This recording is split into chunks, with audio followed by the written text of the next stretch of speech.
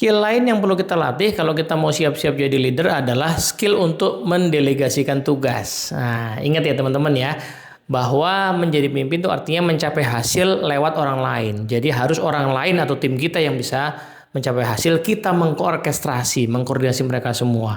Ilmu basicnya adalah bagaimana kita bagi tugas kepada mereka.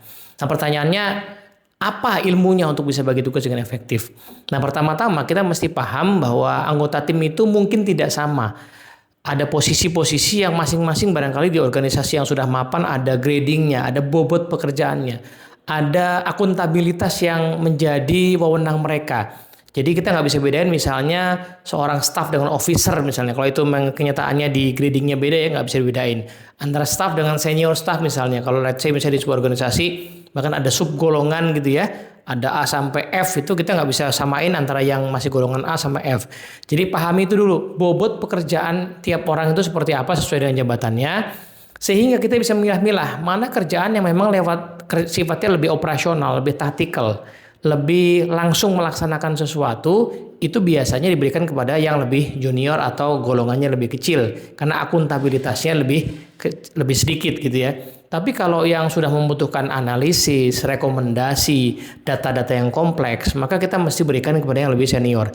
Nggak fair yang senior kita kasih yang bobotnya ringan, sementara yang lebih junior kita kasih yang bobotnya berat. Nah itu nggak cocok sama gajinya ya, nggak fair juga kita.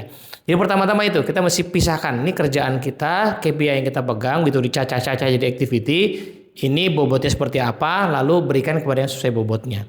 Nah yang kedua, pastikan kita bisa lihat tingkat inisiatif dari tim kita.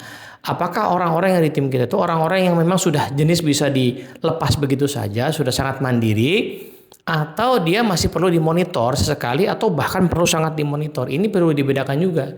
Sebab energi kita terbatas. Kita nggak bisa samain orang yang masih butuh dimonitor dengan orang yang bisa dilepas. Kalau kita pakai treatment yang sama, misalnya sama-sama kita monitor ketat ya, maka yang sudah bisa dilepas sebel sama kita, sementara yang masih butuh dimonitor banget mungkin jadi kelebihan energi ya kan. So, yang kedua, tingkat kematangan tim kita mesti kita cek sehingga kita bisa bagi tugas. Pertama sesuai dengan bobot akuntabilitasnya. Yang kedua adalah sesuai kemandiriannya. Energi kita yang terbatas ini bisa di-manage. Kita kasih energi lebih besar ke orang-orang yang memang butuh perhatian kita lebih banyak.